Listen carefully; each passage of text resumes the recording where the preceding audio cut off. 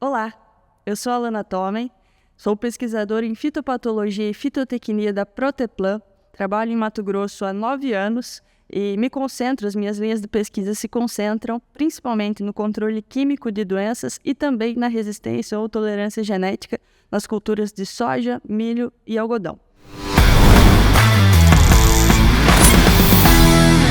Para apodrecimento de grãos e vagens, já há uma clareza muito maior da comunidade científica sobre suas causas. O complexo de patógenos envolvido nessas infecções é composto por Fusarium, Coletótrico, Diaporte, Foma, entre outros gêneros, com uma predominância, uma frequência muito maior dos 3 gêneros citados. Essas infecções trouxeram perdas quantitativas, e perdas qualitativas. Muito se fala das perdas qualitativas, que são aquelas perdas percebidas pelo agricultor com mais facilidade e que são quantificadas nos armazéns. Numa esmagadora de soja da nossa região, a percentagem média anual de grãos podres antes desse problema ocorrer na nossa região era de 12% anual. Após a ocorrência desse problema, houve um aumento gradativo dessa percentagem. E o que era 12% passou-se a ser 15%, 17% e na safra 22-23 chegou a ser 23% de grãos podres na média anual. Então, de fato, um problema, uma infecção por um complexo de patógenos que resulta numa perda importante de qualidade. Mas de maneira nenhuma a gente pode subestimar as perdas quantitativas. No ano, na safra, em que nós tivemos uma percentagem maior do problema, nós tivemos uma redução de aproximadamente 8 sacas na produtividade média aqui da região de Sorriso. Então, essa perda de produtividade ela também é significativa. Os grãos afetados, infectados por Phomopsis, eles são mais leves, por vezes são dispensados pela colheitadeira e, quando não são dispensados, têm uma contribuição muito pequena no rendimento da cultura, porque, de fato, pesam muito pouco, o progresso do apodrecimento, ele pode acontecer de uma maneira muito rápida, mas ele varia em função da variedade que eu estou trabalhando e das condições climáticas. Se o meu ambiente é favorável e se eu tenho uma cultivar sensível, a partir dos 80 dias a gente pode ter um progresso do apodrecimento que sai de 1 ou 3% para 45% das vagens podres. Isso resulta em aproximadamente 20% de grãos avariados. Se eu tenho uma cultivar sensível, mas se meu ambiente não é tão favorável, como foi o ambiente dessa safra 23-24, essa percentagem, que era de 45% no ambiente favorável, se reduziu para 12%. Então, é um problema do qual nós temos uma importância genética, nós temos uma contribuição dos fungicidas, uma vez que eu estou tratando de um complexo de fungos, mas em que o clima é soberano. O clima é que vai mandar na severidade e nos prejuízos por essa doença. É claro que, utilizando variedades que tolerem um pouco mais essas infecções e fazendo um bom programa de fungicida do começo ao fim, a gente consegue sim reduzir os prejuízos por essa doença em mais de 80%. Buscando entender um pouco como é que uma cultivar se torna mais ou menos sensível a esse problema, nós fizemos um experimento muito simples, mas que nos trouxe respostas importantes. Nós consideramos 2 variedades que possuem um comportamento diferente frente ao apodrecimento. Então, nós consideramos uma variedade que tolera um pouco mais esse apodrecimento e uma variedade do mesmo grupo de maturação, mas que tem um comportamento de alta suscetibilidade. Então, nós mergulhamos parte dessas vagens numa solução de água com corante, seja dessa cultivar sensível como da tolerante, e num período de 24 horas nós retiramos parte dessas vagens para que nós olhássemos a parte inferior da vagem ou então esses grãos para nós vermos e avaliarmos se havia uma infiltração dessa solução de água com corante. E os resultados eles foram de fato surpreendentes. A partir das 12 horas, pelo menos 80% das vagens da cultivar suscetível apresentava essa infiltração na parte interior da vagem, enquanto que na cultivar tolerante, até 12 horas, nós ainda não tínhamos infiltração alguma. À medida em que nós extrapolamos e avançamos a avaliação para 24 horas, aí sim nós tivemos 100% das vagens com infiltração no caso da cultivar suscetível e até 40% de infiltração na cultivar que tolera um pouco mais o apodrecimento. Então, esse dado ele ficou muito mais fácil de ser explicado quando nós correlacionamos essa simples experiência com uma dissertação da Universidade Federal de Viçosa, que explica que, ainda que haja uma infecção via semente, ela ocorre na menor parte das vezes. Na maior parte das vezes, em mais de 95%, a infecção ocorre justamente através da parede da vagem.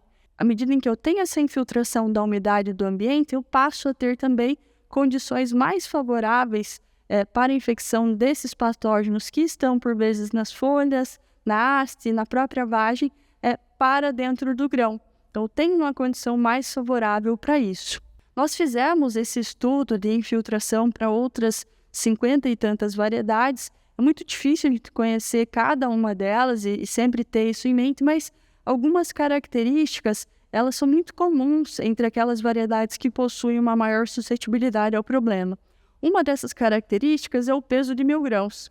É verdade, a gente teve uma correlação fortíssima de mais de 95% com o peso de 1.000 grãos. À medida em que eu tenho um maior peso de 1.000 grãos, eu tenho também uma maior probabilidade de ter o problema, né?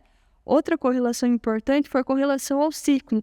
Quanto mais precoce uma variedade maior foi a percentagem de grãos podres ao final do ciclo. Nós também avaliamos o número de ramificações, mas para ramificações a correlação foi moderada, né, entre mais ou menos ramificada, mas uma característica importantíssima foi a população de plantas por hectare, né? Nós vimos que quanto maior a população de plantas, maior também era a percentagem de apodrecimento. Então, nós trabalharmos com o arranjo populacional, sempre respeitando esse limite inferior, né, recomendado, seja pela sementeira ou seja pela obtentora, pode ser também uma ferramenta importante para a gente se expor menos a esse problema. Então, uma vez escolhida a nossa variedade, né, e não é recomendado que a gente faça essa substituição total das variedades que são adaptadas, que possuem bons rendimentos na fazenda, não é recomendado que a gente faça essa substituição para variedades que tolerem um pouco mais o problema. Variedades que toleram mais o apodrecimento não são necessariamente as variedades mais produtivas, né? Então, uma vez trazidas essas variedades que toleram um pouco mais ao problema, para que a gente tenha uma flexibilidade melhor, especialmente no manejo de colheita, a gente pode pensar em como tratar essas sementes e depois como cuidar dessas plantas até o final do ciclo. Pensando em tratamento de sementes, nós tivemos melhores respostas para ipiconazol e difenoconazol, sendo um deles registrados para coletótrico e outro registrado para Phomopsis. São fungicidas sistêmicos que podem ser adicionados no tratamento de sementes e, combinados com fungicidas de contato, podem dar um amplo espectro de ação. É importante ressaltar que essas infecções são ocasionadas e são resultado de um complexo de patógenos. Toda vez que eu penso em complexo de patógenos, eu preciso pensar em amplo espectro. No tratamento de sementes, a gente consegue amplo espectro quando associamos um sistêmico com um fungicida de contato e pensando em fungicidas de parte aérea, nós conseguimos esse amplo espectro de duas maneiras, incluindo uma variabilidade de ingredientes ativos e, principalmente, associando os fungicidas multissítio a esses fungicidas sistêmicos. Então, essas são as maneiras em que a gente consegue ampliar o nosso espectro de ação e, de fato, ter um programa de fungicidas que seja bom para esse complexo e não apenas para um ou outro alvo. Pensando nas aplicações de parte aérea, não é um burburinho do mercado. De fato, as carboxamidas possuem uma eficácia mais estável e maior em comparação aos demais grupos químicos, né? Considerando os resultados sumarizados pela Embrapa e que foram conduzidos por pelo menos 8 instituições diferentes em Mato Grosso e Rondônia, nós observamos uma maior eficácia, ou seja, mais de 70% de controle para as misturas contendo hiperfluxan, para uma mistura composta por proteoconazol, azox e mancozeb, e para as misturas contendo benzalmidiflupir, entre eles Vessaria. Então, esses foram os produtos que se destacaram com mais de 70% de controle para grãos podres e que também tiveram uma contribuição, obviamente, na redução de vagens podres. Então, quando nós destacamos a performance das carboxamidas, especialmente em hiperfluxan e benzalmidiflupir, na redução do apodrecimento, não quer dizer que os demais grupos químicos não tenham uma eficácia. em condições de alta pressão da doença, nós temos sim uma contribuição importante dos triazóis, principalmente do proteoconazol, difeno e mefentrifluconazol, para controle do problema. E entre as estrobirulinas também uma contribuição importante, que pode chegar até 30%, pensando especialmente em picoxistrobina. Então, são ativos fundamentais para que a gente faça a melhor composição junto com as carboxamidas do início ao fim do programa, para que a gente tenha um período de cobertura eficiente por completo, e não apenas ali naquelas 2 aplicações do reprodutivo, que é onde nós costumamos posicionar as carboxamidas. Pensando nos momentos de aplicação, há uma contribuição significativa dos fungicidas aplicados até 25 dias após a emergência.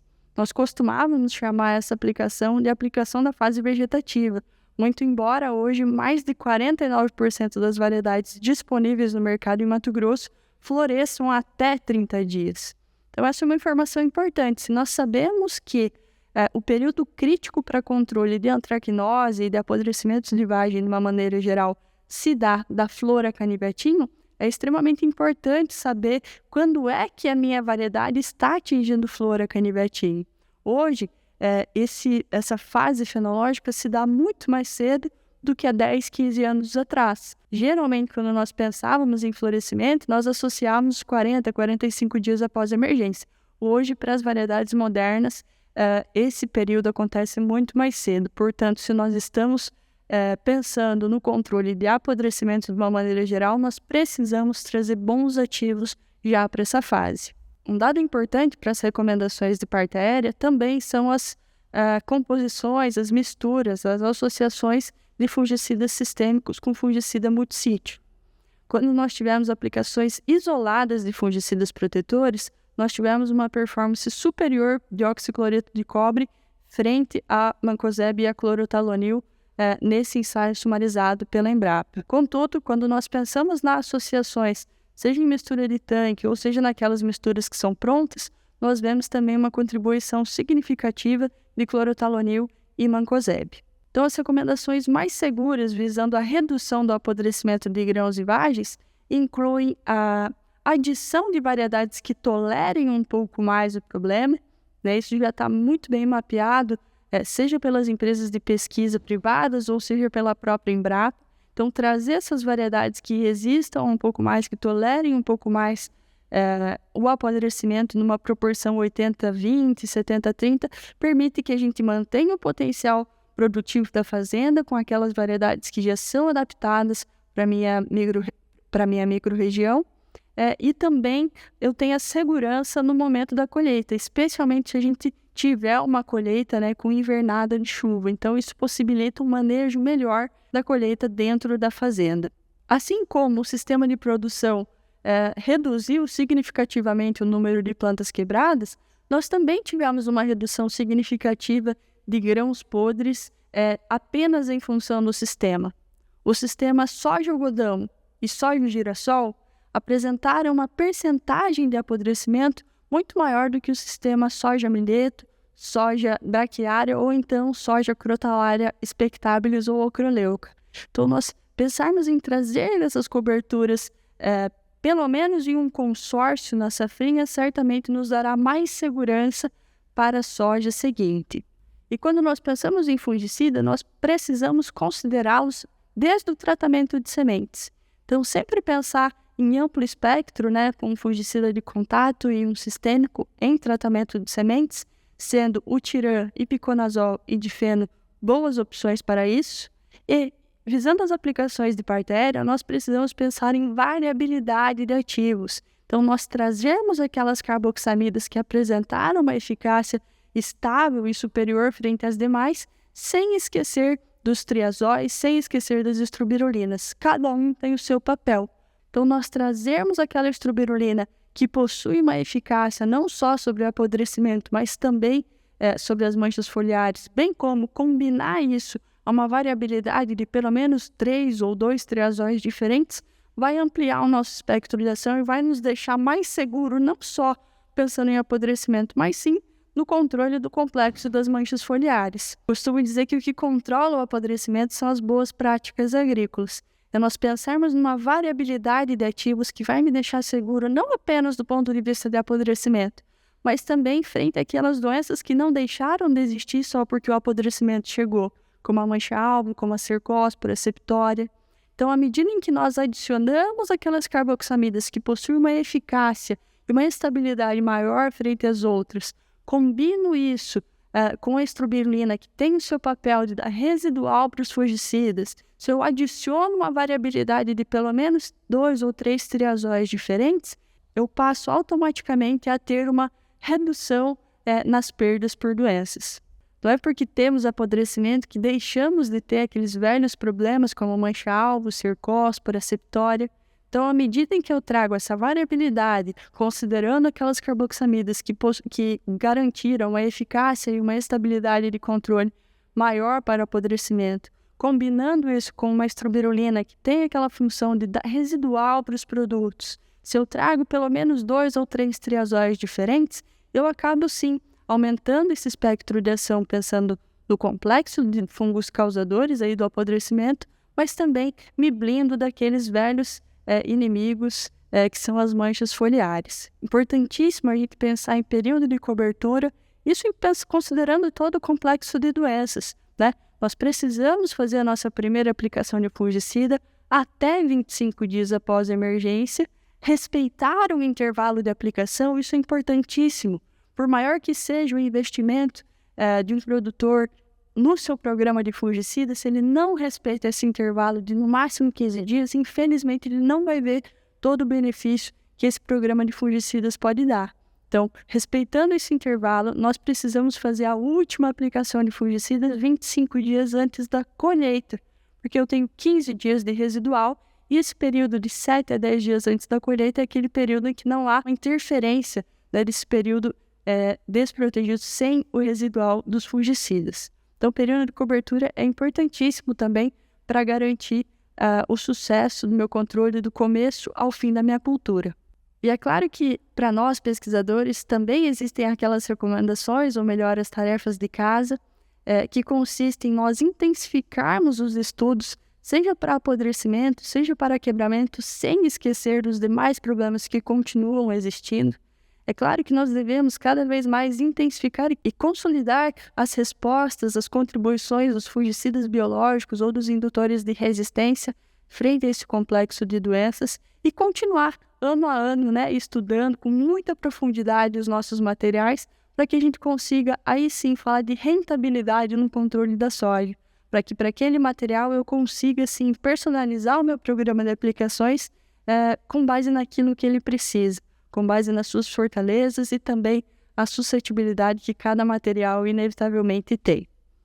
Então eu agradeço a atenção de cada um de vocês, agradeço a Corteva pelo convite e a minha estação experimental não está de portas apenas abertas, mas sim escancaradas a cada um de vocês para que a gente possa visitar o campo junto e discutir e ter momentos muito produtivos para que a gente possa ir cada vez mais para a próxima safra com mais segurança.